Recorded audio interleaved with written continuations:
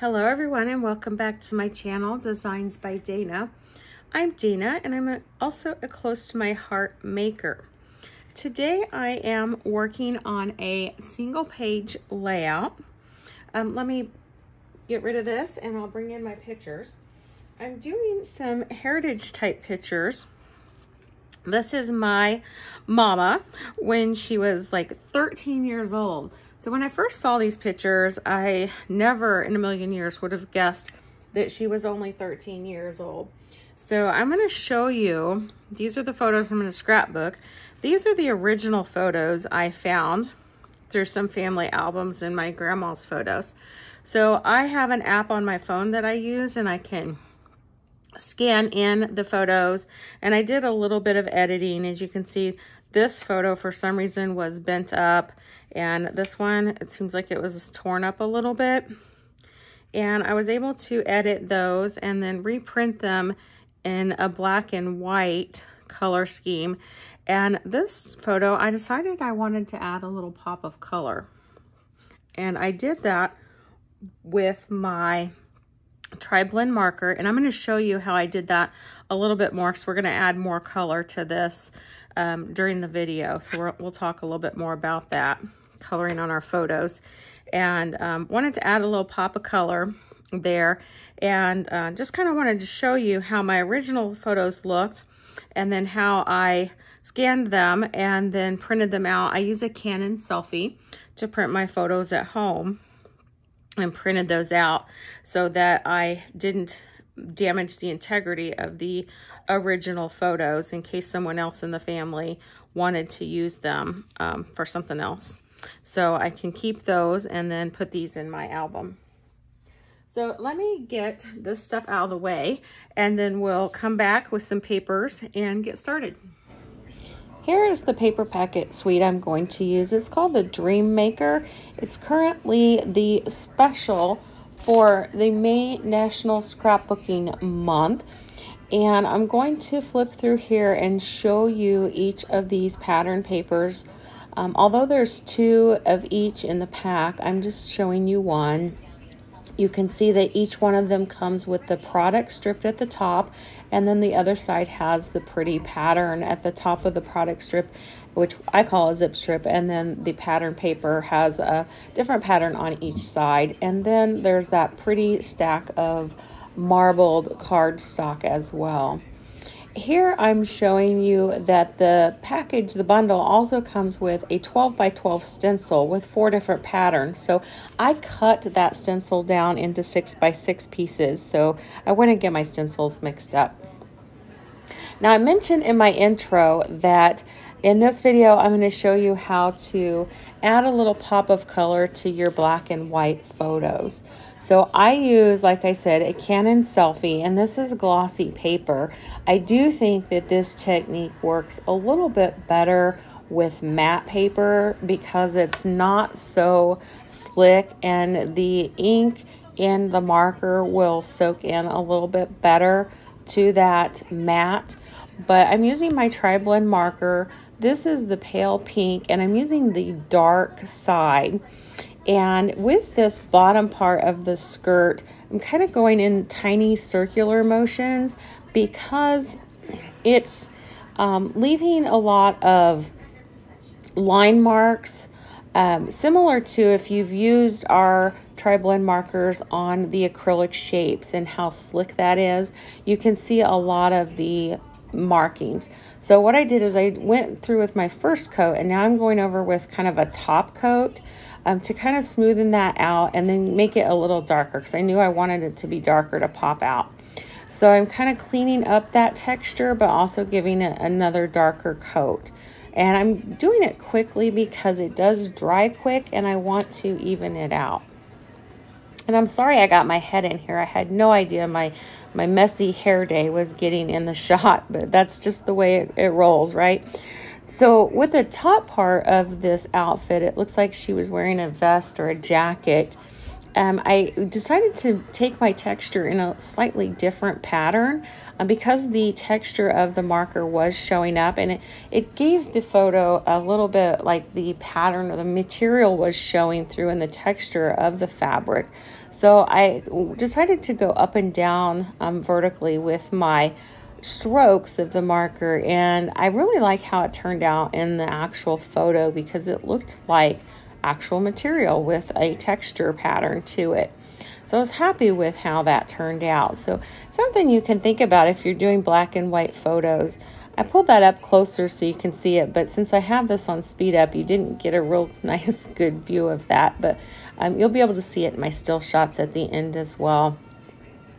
So that's a real fun technique, and it's fun to do with flowers as well, like black and white photos of flowers and then add color to the flower part of your photo. So I'm moving on here to my dry fit, and I end up playing around with these strips here, but I've decided I want to dovetail some of these out. So I'm going to go ahead and do that. And I showed you two different ways to do the dovetail. One of them is to come in the center of the strip of paper and then cut from each corner. I prefer to just pinch my paper and make one cut from the corner in, and that way I know it's perfectly even. But now that I've cut that, I need to come back in with my ink because I've pre-inked everything. I'm just going to ink in those little pieces there where I've cut it out. And I'm using Flamingo ink, and I inked all of my papers with Flamingo. So I'm just going to even that up. I'm going to fidget around with those two back and forth for a bit throughout this video. But here's my dry fit, and I know that I want to use that stencil, so I'm going to use a pencil here and trace out kind of where my paper is going to be so I can kind of eyeball where I want my stencils to be. And you can see there, I decided I knew I needed it to be up higher, so I kind of messed up and I brought in my rub and remove eraser. So if you didn't know, fun fact for you, maybe you can learn something new here, is that those rub and remove erasers are not just for adhesives, they work great for pencil erasing as well. So if you learned something new with that, put that in the comments and let me know. So I keep that handy for all types of different mistakes and fixes. So I pulled in this leaf stencil, which I thought was just absolutely stunning.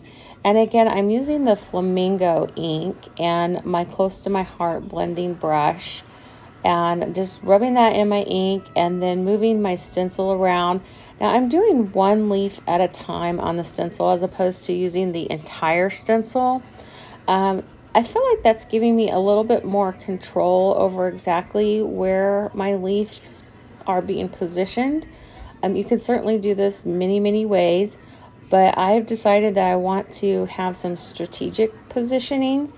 So again, I've got my pencil lines and I know exactly where my paper is going to be and where I want those leaves to kind of peek out from my paper cluster. I wanted to say bundle, but cluster is probably a better word there. So I'm just kind of moving those around because I got the larger leaves and the smaller leaves, and I want a variety of those peeking out from my papers. And I'm also trying to be cognizant of making some lighter and darker. So I've got different textures, visual textures in the depthness of my ink. So it's easy for me to get a little heavy-handed, and I have to remember to be light-handed sometimes. And at this point, I also know that I want to do another stencil layer on top. So I have to keep in mind that I'm going to be adding a lot more ink to this layout. So here I'm coming in with the second layer of stenciling. And again, trying to remember I have to be really light here because I don't want everything to get too dark and too overwhelming. So I need to have that contrast between my lights and my darks and still make it visually appealing. So I think I'm doing fairly well here at my contrast. And I do want some areas, I want this one over here to be a little bit darker because there's less leaf. And then we're going to go back up to the top. I'm trying to keep my main 3 areas there, and the 2 top, left and right, and then the bottom right are my main 3 visual areas of focus. And here I've slipped my stencil, and I was trying to line it back up, and I decided, you know, I probably don't need to, because again, I want that to be light, so it's probably just light enough, and it worked out just fine. And I'm checking that, and that looked okay as well. There I'm looking at that marbling and thinking I've messed up my stenciling, but it's actually the marble in the paper. So now I'm ready to put my papers down again, just to make sure everything is covered up. And before I did that, I thought, you know, I've been organizing in my scrapbook room a lot lately. And one of the things I've worked on is looking at things I haven't used in a really long time and trying to make a goal of using old products. And I decided, you know, I haven't done anything with a corner rounder in a long time, maybe a year or more. So I pulled out my corner rounder and decided to make some more visual differences in my paper. You know, I've got the dovetailing, so I thought I would make some variations here.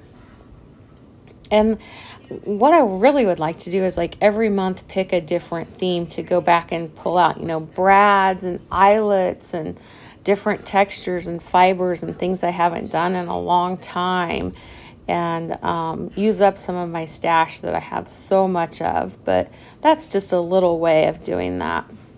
So here I've sped this up again, and I'm ready to embellish.